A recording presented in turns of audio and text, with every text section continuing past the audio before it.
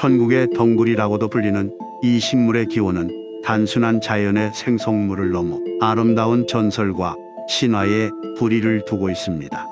신화 속에서 이 식물은 죽음조차 모르는 천상의 식물로 묘사됩니다.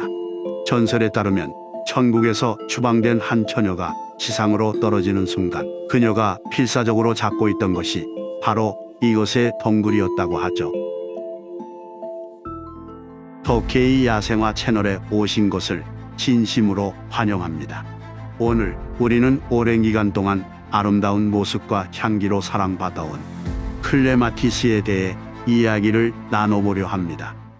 건강 과장수를 상징하는 클레마티스는 그 구성 성분에 풍부한 비타민과 미네랄을 함유하고 있어 오랜 세월 동안 약용 식물로서도 큰 가치를 인정받아왔습니다.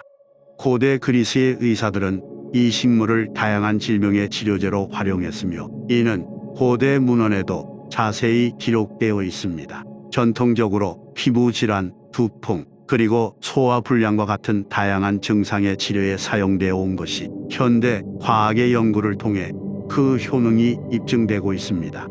이는 클레마티스가 단지 과거의 유산이 아니라 현재와 미래의 건강과 웰빙에 기여할 수 있는 잠재력을 지니고 있음을 보여줍니다. 우리에게 익숙한 이 아름다운 꽃은 16세기 유럽의 정원을 꽃피웠습니다. 문헌을 보면 당시의 지진들이 기록한 클레마티스 관련 내용이 발견되는데 이탈리아의 식물학자 피에트로 안드레아 마테올리가 1596년에 출판한 고대와 현대의 식물들이라는 책에 클레마티스에 대한 본격적인 기록이 남아 있습니다. 클레마티스에는 아름다운 꽃과 우아한 향기가 특징적이며 심리적인 면에서 용감함을 상징한다고 적혀 있습니다. 이것은 당시 유럽의 상류층에서 정원 꽃으로 인기가 높았던 것을 알려주는 중요한 자료입니다. 근대 시대로 넘어오면서 클레마티스는 그 용도가 확장되어 정원 관상용 식물로서의 인기를 얻기 시작합니다. 특히 19세기 초 유럽의 부유층 사이에서는 클레마티스의 품종 개발에 대한 열정이 불타올랐고 그 결과 다양한 색상과 형태, 향기를 지닌 꽃을 피우는 새로운 품종들이 탄생하게 됩니다. 이 시기에 개발된 클레마티스 품종들은 오늘날까지도 많은 사람들에게 사랑받으며 정원의 아름다움을 한층 더 높여주고 있습니다.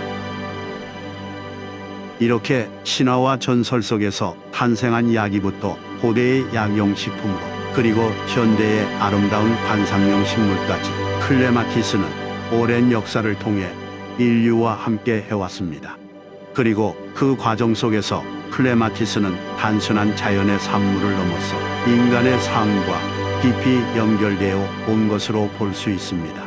이러한 관점에서 볼 때 클레마티스의 역사는 단지 식물학적인 관심사를 넘어서 문화, 예술, 심지어 의학과 같은 다양한 분야와 교차하는 풍부한 내용을 담고 있습니다. 이 영상이 클레마티스의 역사를 보여드리는데 도움이 되었다면 구독과 좋아요를 눌러주세요.